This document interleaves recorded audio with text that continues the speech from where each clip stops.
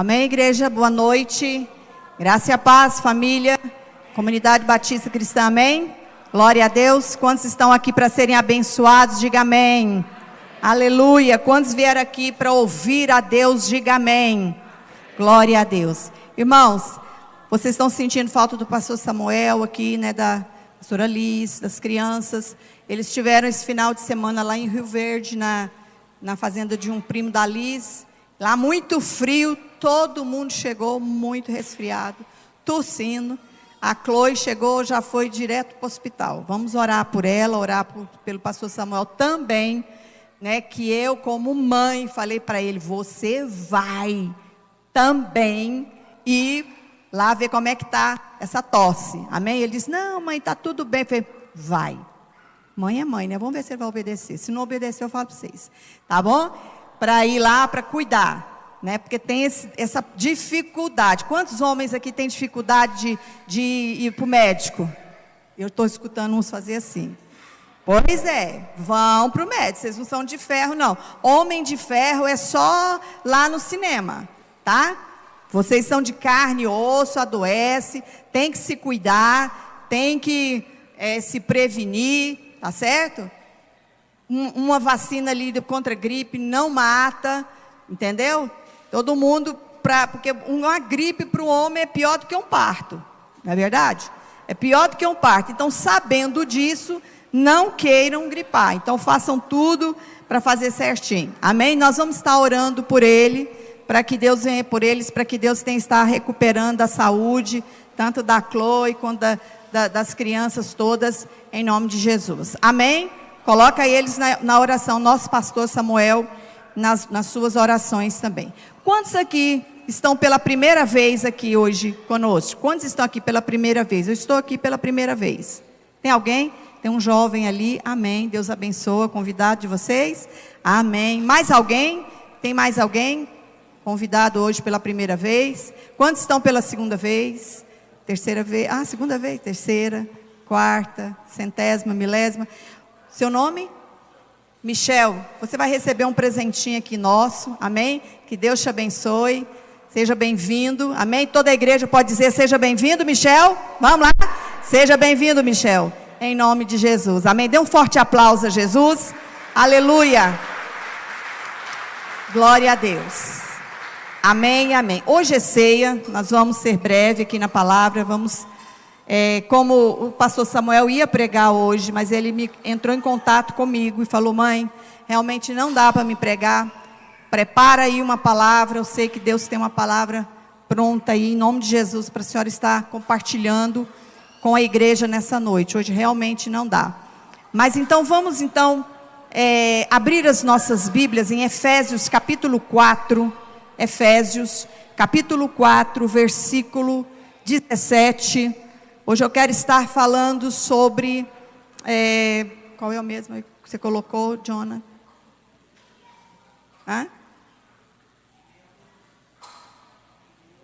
Em meio à multidão, é isso mesmo. Que eu preparei essa palavra hoje à tarde e fiquei sem saber o tema. Falei: Senhor, me dá um tema. Essas coisas assim acontecem, né? Mas amém. Importa é a palavra que ele deu e eu quero estar compartilhando com vocês. Amém? Efésios capítulo 4, versículo 17 diz assim: e digo isso e testifico no Senhor, para que não andeis como andam também os outros gentios, na vaidade da sua mente, entenebrecidos de entendimento. Tem uma tradução que fala obscurecidos no entendimento, separados da vida de Deus, pela ignorância que há neles, pela dureza do seu coração, os quais, havendo perdido todo o sentimento, se entregaram à dissolução, para que com avidez cometerem toda a impureza. Mas vós não aprendestes assim a Cristo. Diga assim, vamos lá, volta. Diga assim: mas vós não aprendestes assim a Cristo. Pode continuar. Se é que tendes ouvido e não fostes ensinado, como está a verdade em Jesus, que quanto ao trato passado, vos despojeis do velho homem, que se corrompe pelas concupiscências no engano, e vos renoveis no espírito da vossa mente. Pode continuar. E vos revistais do novo homem, que segundo Deus é criado em verdadeira justiça e santidade. Por isso deixai a mentira e falai a verdade, cada um com o seu próximo, porque somos membros uns dos outros. Irai-vos e não pequeis, não se ponha o sol sobre a vossa ira. Não deis lugar ao diabo.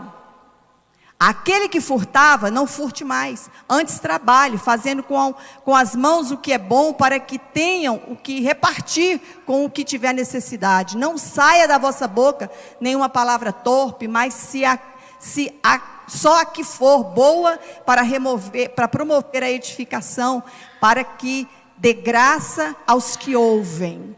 E não entristeçais o Espírito Santo de Deus, no qual estáis selados para o dia da redenção. Toda amargura, ira, cólera, gritaria, blasfêmia e toda malícia sejam tirados dentre vós. Antes sede uns para com os outros benignos, misericordiosos, perdoando uns aos outros, como também Deus vos perdoou em Cristo. Amém e amém. A igreja pode dizer amém? Irmãos, Deus, Ele tem me levado a um nível de... Esses dias o pastor Samuel falou que um tema seria a gente entrar mais profundo no conhecimento de Deus. Nós devemos ser levados à maturidade cristã, sair da imaturidade. Às vezes nós queremos ser uma eterna criança no Evangelho. Você nunca quer crescer no Evangelho, mas Deus está falando que a palavra de Deus, Paulo diz que tem o tempo de ser criança, o tempo da inocência, de pensar como criança, mas depois quando você é homem, crescido, amadurecido, as suas decisões, a sua forma de comportamento é diferente de uma criança. E hoje eu vejo, irmãos, que a igreja, quando eu falo igreja, não é uma placa, eu falo nós, igreja, tem gerado muita expectativa num Deus, vamos dizer assim, num Deus Papai Noel, né? Pronto para fazer a nossa vontade, pronto para atender todos os nossos pedidos, porque se a gente não formos atendidos por Deus, a gente dá uma birra, eu saio. Deus não quer me dar, Deus não quer fazer, Deus não quer resolver meu problema, então eu vou sair. Eu estou emburrado com Deus. Mas o segredo, sendo que o segredo de uma vida cristã bem-sucedida, sabe o que é? É você ler a palavra de Deus e meditar na palavra de Deus. E o que é meditar na palavra de Deus? É você pensar várias vezes sobre aquele assunto. Você lê essa passagem que eu li aqui de Efésios capítulo 4. E depois você vai ler de novo. E depois você vai meditar. E depois você vai pensar, o que eu vou aplicar isso na minha vida? Esse é o verdadeiro sentido, a luz da orientação do Espírito Santo de Deus para a nossa vida.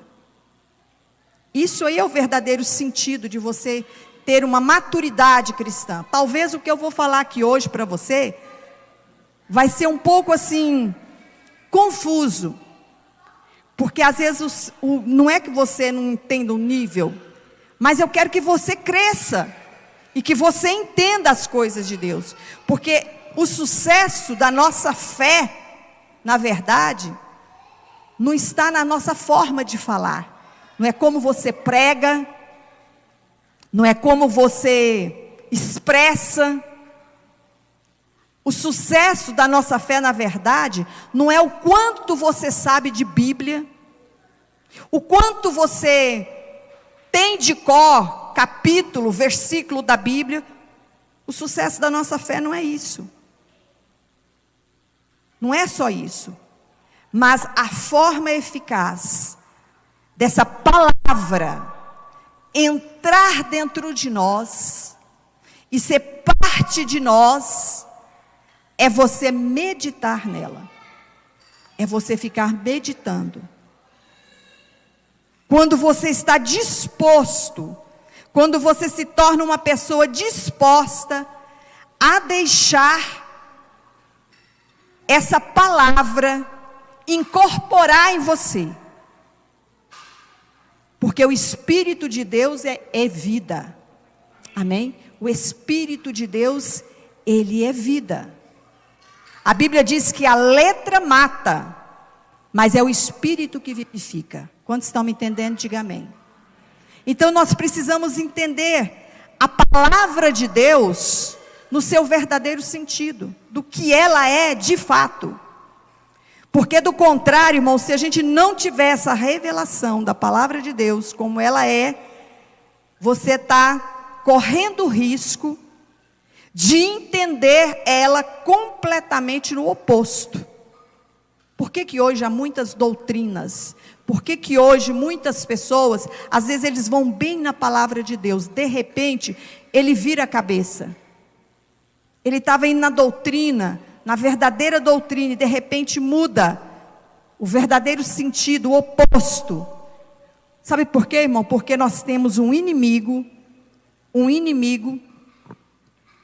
que ele é muito, vamos dizer assim, ele sabe muito bem pregar a palavra.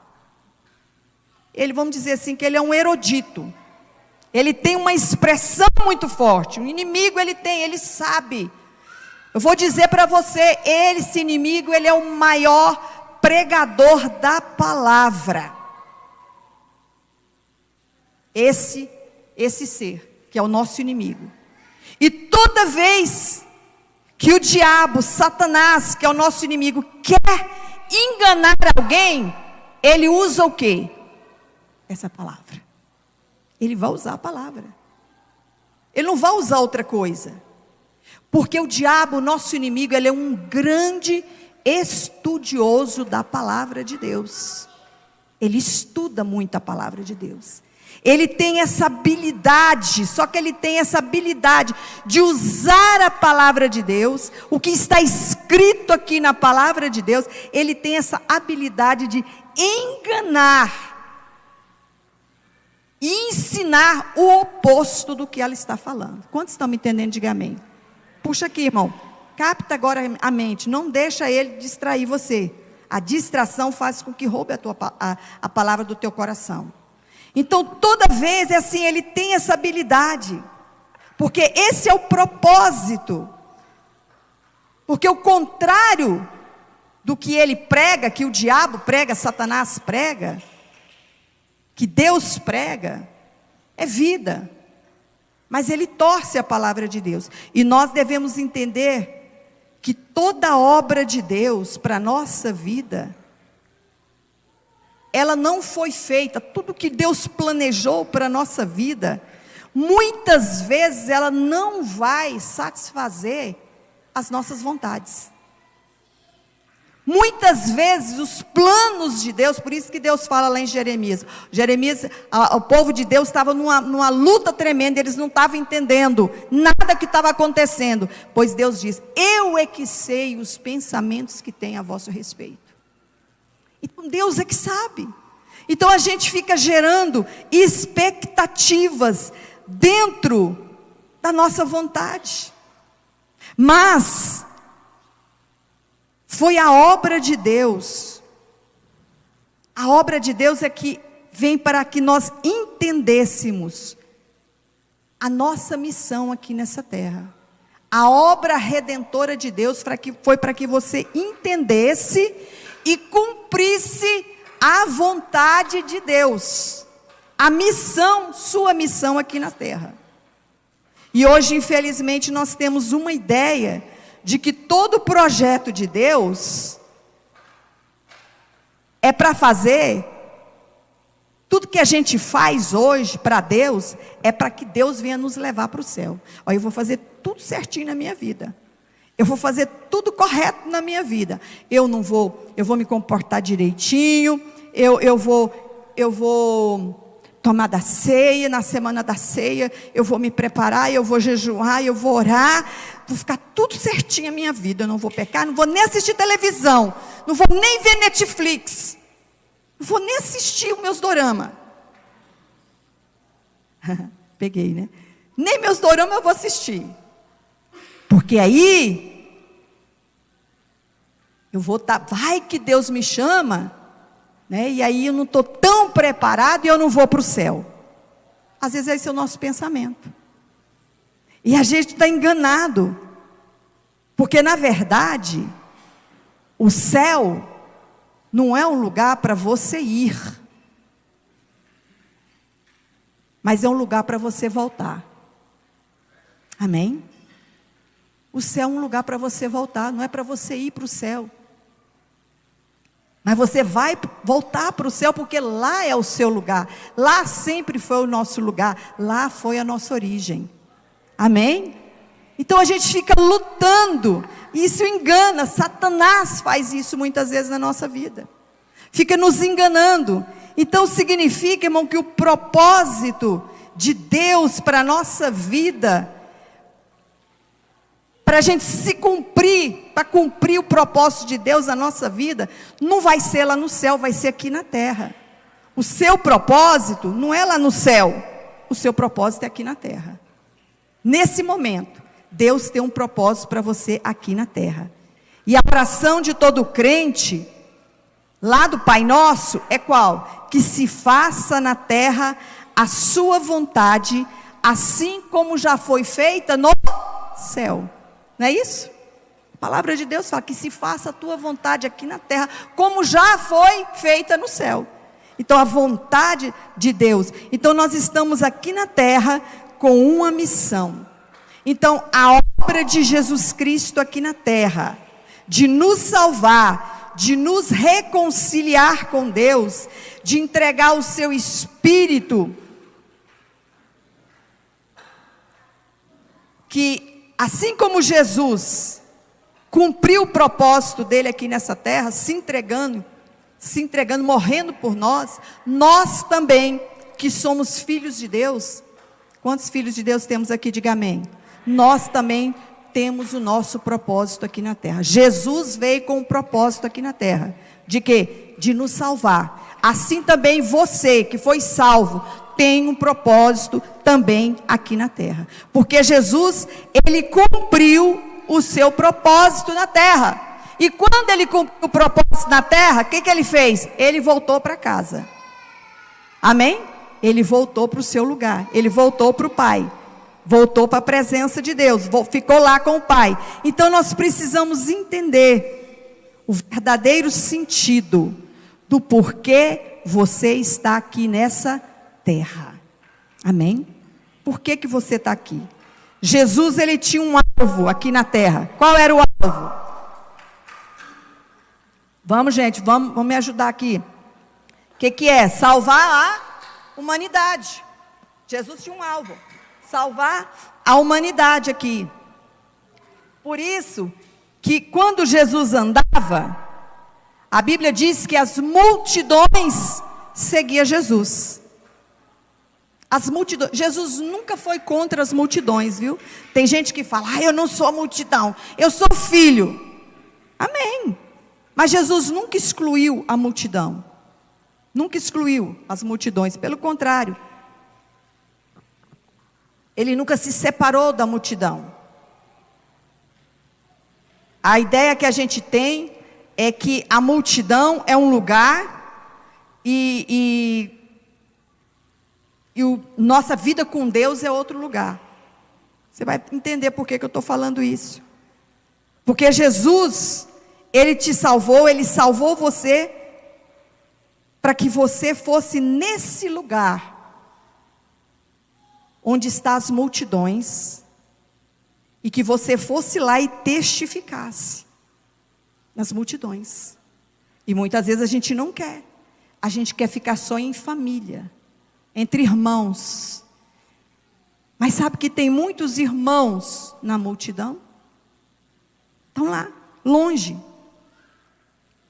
E você precisa entender isso, que Deus, Ele está cuidando de você, aqui, até você chegar lá no céu, porque na verdade, nós fomos chamados, lá em Antioquia, a primeira vez que os crentes foram chamados de cristãos, foi na cidade chamada Antioquia. Por que significa cristão? Às vezes tem gente que fala que era pejorativo e tal. Não, por que era cristãos? Porque eles se pareciam com Cristo. Eles se pareciam muito com Cristo. Eles tinham a aparência, eles tinham a maneira, eles tinham o vocabulário, eles tinham a forma de Cristo. Por isso que eles foram chamados de cristãos. Porque Cristo não é o lugar onde eu estou chegando, você ser crente, não. Mas Cristo tem que ser. Tem gente que pensa assim, Cristo é longe, Jesus está ali e eu estou aqui. Não, irmãos, não é assim. Presta atenção no que eu estou falando. Presta atenção. Não é isso aí não. Você tem que entender que Jesus, Ele mora em nós. Ele está em nós. O nosso alvo é Cristo. Mas esse alvo não é longe, porque a gente já atingiu. Agora, eu tenho que me tornar, eu tenho que me transformar nesse Cristo, nesse pequeno Cristo, para que eu possa entender o meu propósito. E às vezes a gente não entende, porque nós lemos aqui hoje em Efésios, que as pessoas estavam com uma mente obscurecida. Eles não tinham entendimento. Por isso que eles estavam fazendo tudo ali errado. Os pensamentos da multidão têm que ser transformados também, assim como a sua mentalidade um dia foi transformada. Para que você tem que entender que você precisa possuir a mente de Cristo. Você tem que possuir a mente de Cristo, não a sua mente. Não é o que eu penso, não é o que eu penso, não é o que eu acho, não é o que eu sinto. Por isso você tem que ter o seu entendimento. Que entendimento é esse que a pastora, que a Bíblia está falando? Entendimento, os próprios pensamentos, aqui que está vivendo em ignorância. Que entendimento é esse? Primeira coisa, você tem que ter o entendimento da sua identidade. De quem você é em Cristo. Você tem que ter esse entendimento dessa identidade. Você tem que ter o entendimento que você tem uma natureza hoje diferente daquela velha natureza. Você hoje é uma nova criatura. Quantas novas criaturas temos aqui? Diga amém. E você tem que entender que você tem um propósito. Você tem uma missão aqui na terra. E assim você pode entender, ter esse entendimento, ter essa revelação, que você torne como Cristo. Só assim você vai se tornar como Cristo, como Jesus. E hoje, eu vejo que Jesus, a Bíblia diz que ele foi o quê? Que Jesus era o unigênito de Deus. Ele era presta atenção, ele era o unigênito de Deus, que deu a sua vida, para se tornar o quê? O primogênito de muitos irmãos. Ele era o único filho, mas quando ele se entregou, ele se doou na cruz por nós, que hoje nós vamos estar aqui na mesa, relembrando a sua morte, a sua ressurreição. Ali ele era o unigênito de Deus, que se doou, se entregou por nós, cumpriu a sua missão, para que nós fôssemos o quê? Irmãos. E ele foi o primogênito dos irmãos. Amém? Então Jesus é o nosso irmão. Amém? Que coisa boa, né? Então, essa situação viabilizou o quê? Toda essa missão de Jesus, essa coisa que ele se entregar, de deixar de ser, não é que ele deixou de ser unigênito, mas ele se fez o primogênito entre irmãos, para que o plano de Deus fosse viabilizado, porque qual era o plano de Deus desde o princípio? Família. Diga assim, família. Desde o princípio, o plano de Deus foi família. É por isso que o diabo luta contra as famílias. Certa vez as pessoas estavam perguntando: ó Jesus, está falando que o Senhor é Elias, está falando que o Senhor é os profetas, e o Senhor, o que o Senhor acha que o Senhor é? O que a gente pode falar o que o Senhor é? Vocês lembram dessa passagem? Aí Jesus olha para Pedro e perguntou: Pedro, o que você acha que eu sou, Pedro? O que Pedro respondeu? Tu és o Cristo, o Filho do Deus vivo. Amém? E hoje eu te pergunto: quem é você? Quem é você? Diga assim: eu sou o filho. Eu sou uma filha. Filho do Cristo do Deus vivo. Eu sou filho de Deus. Amém? Você tem que saber quem você é.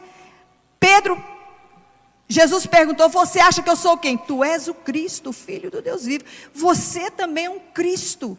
Você é um representante. Você é um cristão. Filho do Deus vivo. Amém? Aleluia. Dê um forte aplauso a Jesus.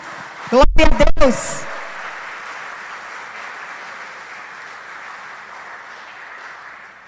Às vezes, se for perguntar para você, você fala: não, eu sou a Cristiane, né, filha do Wander, da Cida. Mas não é isso.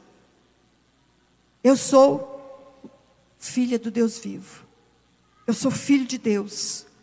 É o Espírito Santo. E hoje o Espírito Santo, ele quer revelar a você também que você tem o Cristo. Você é um cristão, você é Cristo.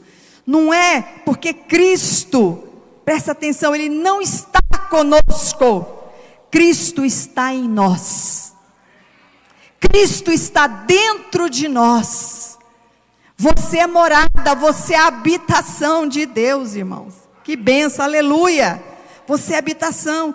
Nós temos ainda um conceito de ideia, né, que o Cristo Salvador, ele salvou a humanidade para fazer favor para nós.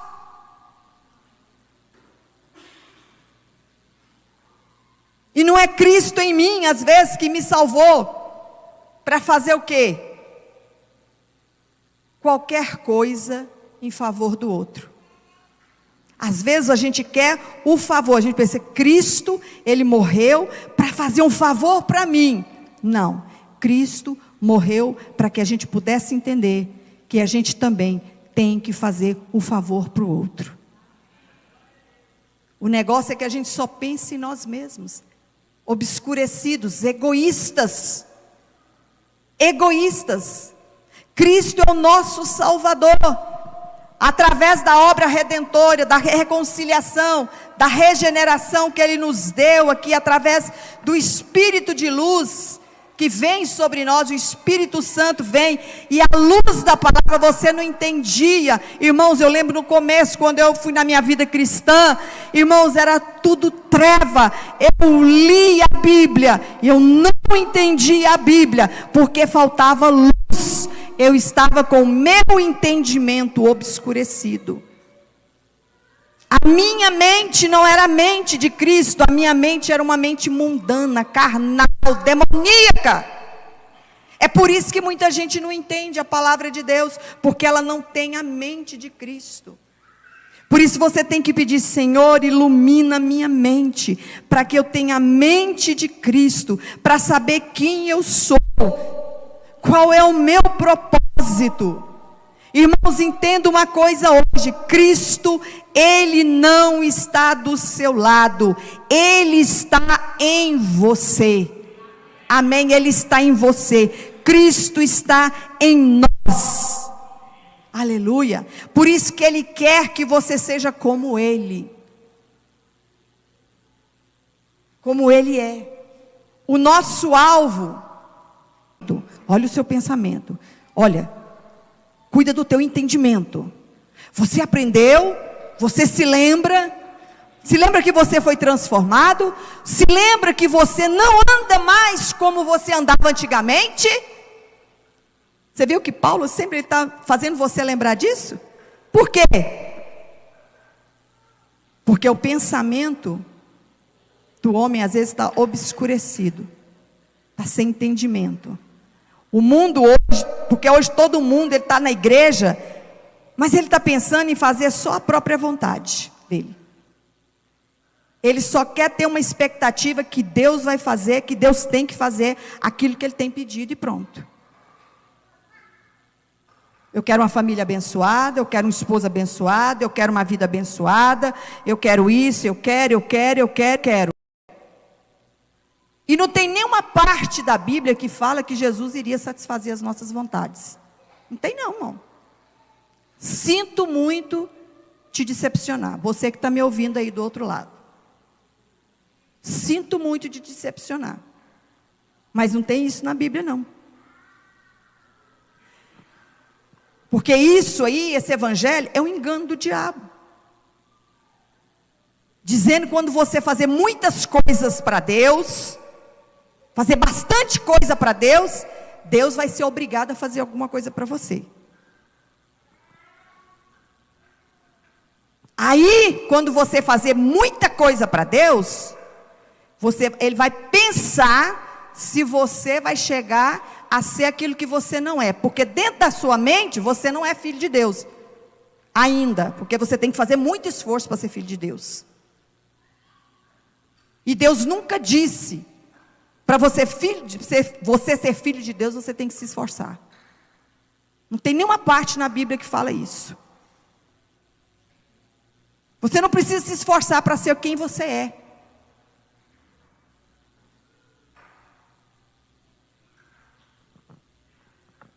Pelo contrário, Deus quer que você se esforce para você ser o que você realmente é. Filho de Deus. Amém? Porque você já é filho de Deus. Quem você é? Diga assim, eu sou o filho amado do Pai. Você é filho amado do Pai. Você é filho amado de Deus. Por isso Cristo é a minha referência. Cristo é a tua referência, irmão. E tem muita gente equivocada a respeito de quem ele é. Ele acha que ele é um fracassado, ele acha que ele é um rejeitado, ele acha que ele é um miserável, ele acha que ele não merece nada. Por isso que nós devemos olhar para Cristo, porque Ele é a nossa referência. Ele é a nossa referência e dizer, essa pessoa que Deus disse que eu sou, eu sou. E se Deus disse que eu sou o filho dele, eu sou o filho dele. Amém? É isso que você tem que pegar. Você fala, yes, Deus, eu sou teu filho e acabou. E para de choramingar. Para de ficar sentindo pena de si mesmo. A pessoa de Cristo, ela tem sido formado dentro de nós. Irmão, você é tão filho de Deus quanto Jesus era filho de Deus. Olha que coisa maravilhosa. Você é tão filho de Deus quanto Jesus era filho de Deus. Você não é menor. Essa pessoa de Cristo que está sendo formada em mim, em você, aqui, ela tem sido, foi a mesma pessoa que formou Jesus. O Espírito Santo, Jesus, ele não cumpriu a missão dele, enquanto o Espírito Santo não entrou nele, não veio sobre ele. Você está entendendo como é que é? Por isso que o apóstolo Paulo disse, falando aqui desse grande segredo. Às vezes a gente fica, qual é o segredo? Qual é o segredo? Paulo está falando aqui o grande segredo. O que é? É você ser transformado no seu entendimento, na sua mente. Esse que é o segredo. E tem gente que fica buscando segredo aí, acolá. E hoje nós estamos vivendo uma espécie, sabe o que é? De uma coisa irracional. De um evangelho irracional. De uma, não é nem é espiritualidade, né? Nós vivemos uma transformação. A gente não passa pela transformação. Está na igreja, mas não muda de vida. Está na igreja, tem 200 anos, mas está com aquela mente carnal. Está com aquela mente endemoniada ainda. O pensamento é mundano. Ele vê uma pornografia, ele está lá de novo. Ele não muda. Às vezes nós queremos, sabe o que é? Uma espiritualidade que muda a nossa condição de vida. Você está entendendo, irmão? Quantos estão me entendendo? Diga amém. Eu estou falando diferente. Você está captando aqui no espírito o que eu estou falando? Às vezes nós queremos uma espiritualidade que faça que a gente muda a nossa forma, a nossa condição de vida. Quantas pessoas vêm para a igreja porque promete carro, promete cura, promete tanta coisa para ele, mas não fala de mudança de vida. Isso é uma espiritualidade racional que as pessoas estão vivendo hoje. A gente não quer, a gente quer o quê? Que Deus venha, um negócio com Deus. A gente quer fazer negócio com Deus. Quer que Deus muda a família, quer que Deus muda o marido, quer que Deus muda a esposa, quer que Deus muda o filho, quer que Deus muda o emprego, quer que Deus prospere ele, quer que Deus resolva os problemas emocionais dele.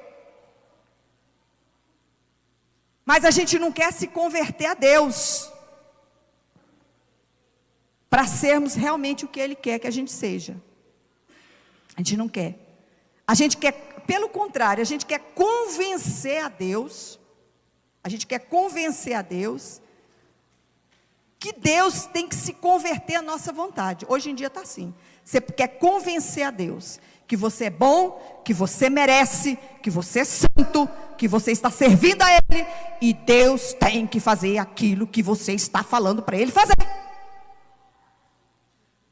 A gente está agindo dessa forma hoje em dia. A gente está tentando o quê? O tempo todo converter Deus para trazer aquilo de benefício para a nossa vida. Por isso que a vida cristã hoje em dia está sendo pesada para muita gente. Está difícil demais ser crente. Eu oro, eu jejuo. Você está fazendo tudo, sabe por quê? Porque você está tentando convencer Deus a mudar a tua condição. Pelo contrário, você tem que deixar Deus trabalhar em você. A gente quer trazer o quê? A nossa realidade, as nossas dificuldades. Dificuldades na nossa vida que muitas vezes nós criamos. Às vezes você criou dificuldade, você aprontou na tua vida. Você já fez tanta coisa. E depois você quer jogar aquilo para Deus. Como se Deus fosse obrigado a resolver. Eu vejo muitas pessoas às vezes falando assim: fulano converteu, e ele está com AIDS, ele está com câncer. Jesus tem obrigação de curar ele. Tem não, irmão. Às vezes ele fumou a vida toda. Ali é uma consequência. É uma consequência. E Deus não é obrigado a curar aquela pessoa. E às vezes a gente usa isso. Não, Deus é obrigado. Então a gente cria essas coisas, que Deus tem que resolver os nossos problemas. E aí às vezes a gente cria uma pessoa, ali faz as coisas segundo a nossa carne, satisfazemos a nossa carne, satisfazemos as nossas vontades, e depois quer que Jesus nos salva daquilo. Amém? Olha o tanto que isso é sério. Tanto que Jesus disse que esse homem carnal, essa pessoa que fez tudo isso aí no passado, ela tem que morrer. Essa pessoa que fazia tudo de errado no passado, ela tem que morrer. Nós temos que morrer. Essa velha natureza. Ele morre. E quando esse velho homem, essa velha natureza morre, ela dá lugar para uma pessoa habitar ali, criada por Deus. Aí você se torna uma pessoa à imagem de Deus, à semelhança de Deus. Mas a salvação é você ter essa segurança. O que é salvação? É você ter essa segurança. Irmãos, nós a vida toda, a nossa vida foi construída na areia. Você lembra aquela passagem que fala dos 2 fundamentos da casa que foi construída na areia e na casa que foi construída na rocha? Olha, a salvação é isso.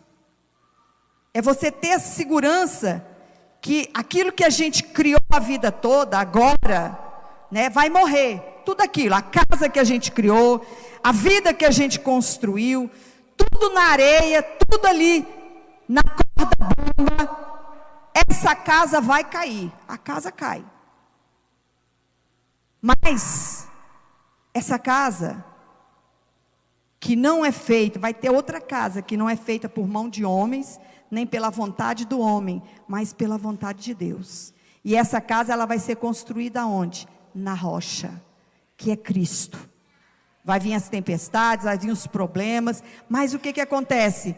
Deus, Ele vai revelar que você é filho de Deus, que você é filho de Deus, que você vai suportar as pressões, que você vai suportar as lutas, as tentações, a ponto de você chegar a falar como Jesus falou: quem vê a mim vê o Pai. Porque tem pessoas que vai chegar em você e vai falar: como é que você suporta essa situação? Aí você vai falar: quem vê a mim vê o Pai. Quem vê a mim vê Cristo. Ele suportou muitas coisas. Então é Cristo em você. Por isso que a gente se torna luz no meio da multidão. Você é luz no meio da multidão. Não é você seguir a multidão, mas é você ir na multidão e deixar que a multidão vê a sua luz. E essa multidão vendo a sua luz, ela vai te seguir. Não é você seguir eles, mas eles vão te seguir. É isso que eles querem. Porque você vai passar um referencial de Cristo. Quando Jesus olhou para aquela multidão, Ele não separou dela. O que Jesus fez quando olhou aquela multidão ali sedenta, faminta? Ele diz: olha, Ele não negou aquela multidão, mas Jesus, Ele teve compaixão. Ele teve compaixão daquela multidão. Jesus disse assim: eu sofro por ver essa multidão. Sabe por quê? Sabe por que eu sofro ver essa multidão? Porque eles são como ovelhas que não têm pastor. Não tem ninguém que apacenta eles, não tem ninguém que cuida deles. E hoje, irmãos, quem são, presta atenção, quem são os pastores da multidão? Que silêncio ensurdecedor. Hoje, quem são os pastores da multidão? Quem são? Fala mais alto. Nós. Houve um silêncio ensurdecedor. Você é o pastor da multidão. Diga assim: eu sou o pastor da multidão. Amém. Então, igreja, o que é igreja? O que é isso aqui? Isso aqui é uma comunidade de pastores. Amém? Comunidade de pastores. É o que nós vemos hoje. E hoje o que nós estamos vendo? A igreja espiritual. A igreja que nós estamos vendo, ela está procurando se salvar. Hoje a igreja está procurando se salvar do mundo, se salvar da multidão, se salvar da dificuldade, se salvar do desemprego, se salvar dos problemas, o tempo todo. Significa que um povo que não é salvo, é que fica buscando salvação. Então tem muita gente dentro da igreja, que ainda nem experimentou a salvação, porque ele está buscando salvação em alguma coisa. Está buscando salvação nas coisas que lhe é própria, que ele acha.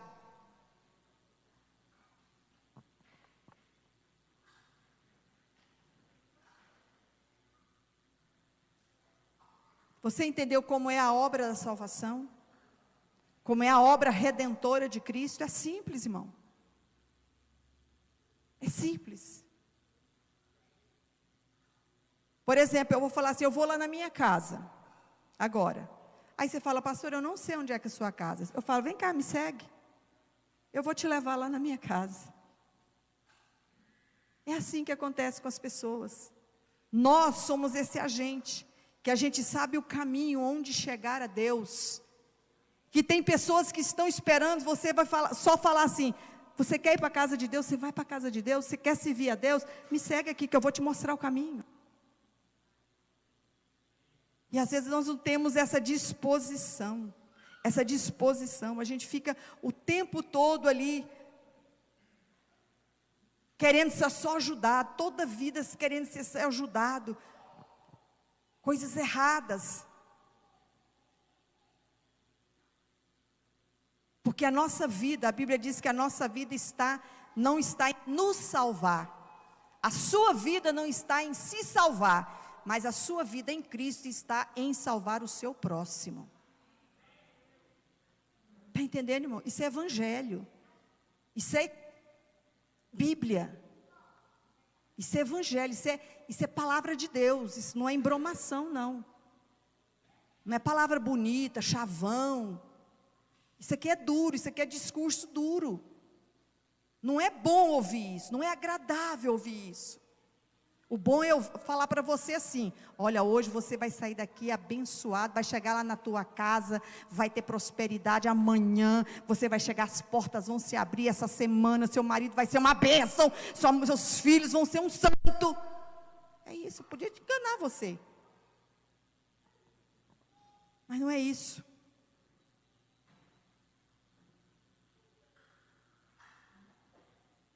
Mas nós temos que ensinar, mostrar o caminho de como os filhos de Deus vivem. Como é que os filhos de Deus vivem? A gente aqui fica complicando as coisas. Sabe por que a gente complica às vezes as coisas? Porque a gente quer controlar Deus. Tem muita gente que gosta de controlar Deus. E Deus não é de se controlar. Tem gente que fica assim, mas eu não sei o que, eu não posso liderar, Irmão, deixa eu te falar uma coisa aqui. Liderar é a coisa mais simples que tem.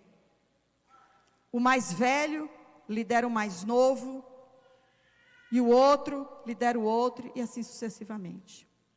Eu lembro do Samuel, ele era o mais velho dos filhos.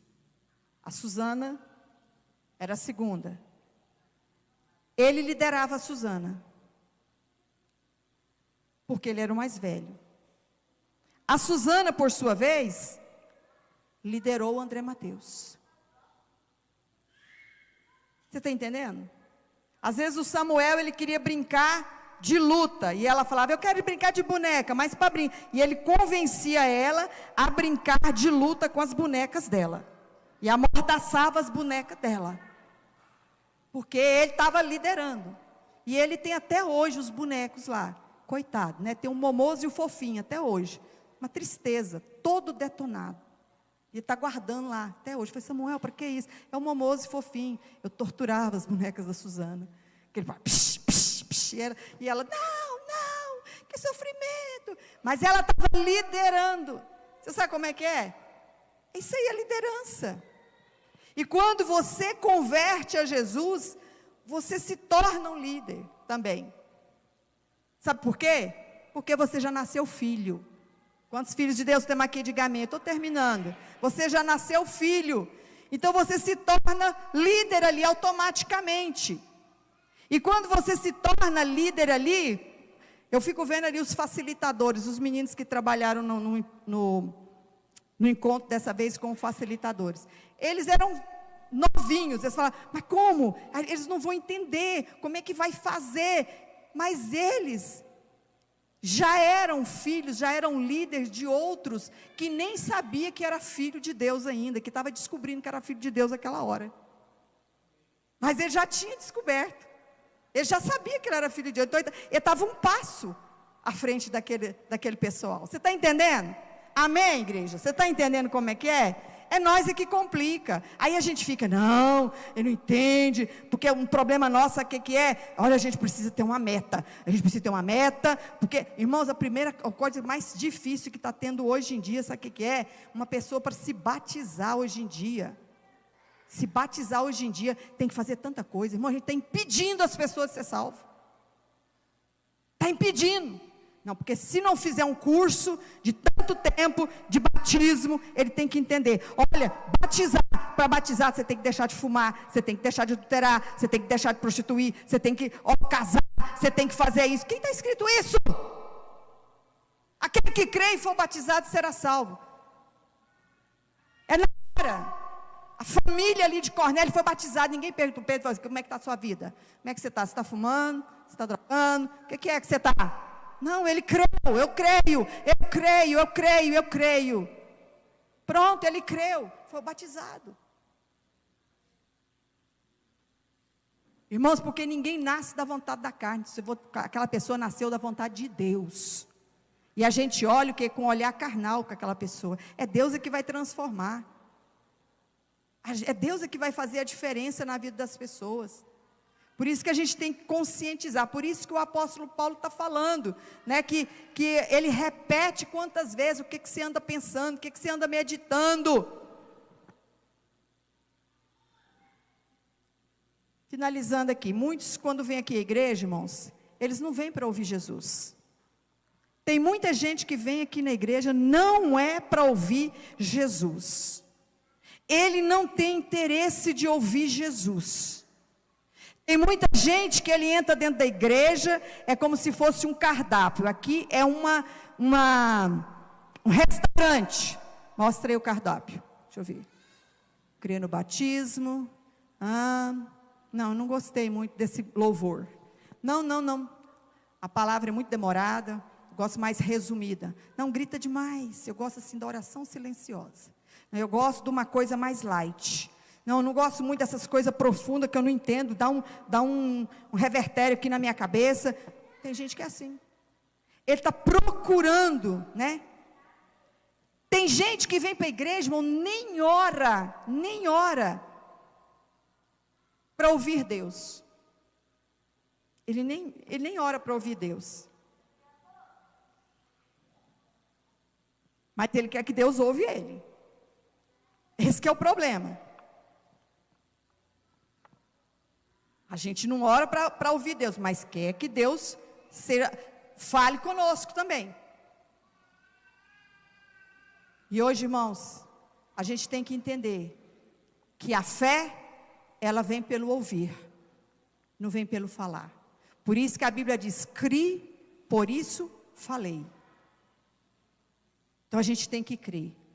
Vamos transformar o nosso entendimento hoje. Transforma o seu entendimento, renova a sua mente, não deixa o processo de Deus abortar, igual eu falei para você, muita coisa na nossa vida, às vezes a gente aborta dentro da igreja, por quê? Porque às vezes a gente vai com a nossa religiosidade, a religiosidade tem abortado, muito projeto de Deus na vida das pessoas. A religião, às vezes ela mata, às vezes não, ela mata as pessoas. Você tem que ver as pessoas não como um peso, mas como uma responsabilidade sua. Amém? As pessoas que entrarem aqui é como uma responsabilidade para você. A fé não é você obter tudo que você espera, que Deus vai te dar, que Deus vai fazer, não. Mas a fé não é para mim. A fé é para você. A fé é para alcançar. Para que alcance as outras pessoas. Porque tudo que a gente tem, irmão, tudo que você recebeu, hoje nós vemos aqui. Que é tudo pela graça. Não é isso que nós vimos? O primeiro hino que a gente... É tudo pela graça. E foi essa graça que você recebeu de Deus que operou a fé que você tem hoje. No coração. E essa fé que opera no seu coração, que veio da graça também de Deus, essa mesma graça vai o quê? Alcançar outras pessoas. Amém? Glória a Deus. Então, irmãos, Deus ele tem algo preparado para nós. E hoje eu quero que você pense, medite na palavra de Deus. Quem eu sou em Cristo? Quem eu sou? Eu sou filho de Deus. Eu sou filha de Deus. Como é que eu sou filho de Deus? Você sabe que é filho de Deus. Quando você teve um filho, quantos aqui teve filho? Primeira coisa que você fez foi o quê? Registrar, não foi? Ou alguém está esperando seu filho fazer 18 anos para você pensar, falar assim, eu não sei, vai que ele não quer ser meu filho, né? Tem gente que, né? Não. Você já é filho de Deus. Não tenha dúvida disso. Quando você tem um filho, você não precisa ficar falando. Primeira coisa que, presta atenção que eu vou falar aqui, eu estou finalizando. Primeira coisa que a gente tem que inculcar nos nossos filhos. Esses dias o André Mateus chegou para mim e falou assim, mãe, eu acho que Deus não me ama. Ah, Deus não me ama, Deus não... Eu não sou filho dele. Ele falou, quem disse? Não, eu sou filho da senhora. Eu falei, quem disse que você é meu filho? Ele disse, eu sou seu filho, eu não sou adotado. Eu falei, não, você não é meu filho. Você é filho de Deus. Eu fui um canal para que o propósito de Deus se cumprisse aqui na terra através da sua vida. Nunca você foi meu filho. Ele disse, mas como? Eu falei, procure saber o seu propósito. Porque o que eu fiz, eu já fiz. Desde pequenininho, eu falava, você é filho de Deus. Amém? Eu olhava, meu filho, não é seu filho. Inculca nele desde pequenininho. Você não é meu filho. Você é filho de Deus. Amém? Ele vai crescer falando, nossa, não é meu pai? Você não é meu pai? E você vai ver, sim, eu sou o seu pai aqui nessa terra. Fui um instrumento. Mas o seu pai verdadeiro, de onde você veio, a sua origem, não foi em mim, foi de Deus. Amém? E é para lá que você vai voltar. Eu tenho o quê? A responsabilidade aqui na terra de te guiar, de te conduzir a esse destino, a esse propósito, que é a missão que você tem que cumprir aqui nessa terra. Agora, se você não cumprir esse destino, essa missão, já é problema seu com o seu pai, lá em cima, não eu. Está entendendo, irmão, como é que é a coisa? Conduzir. A gente tem que conduzir os nossos filhos. Amém? Se coloque de pé.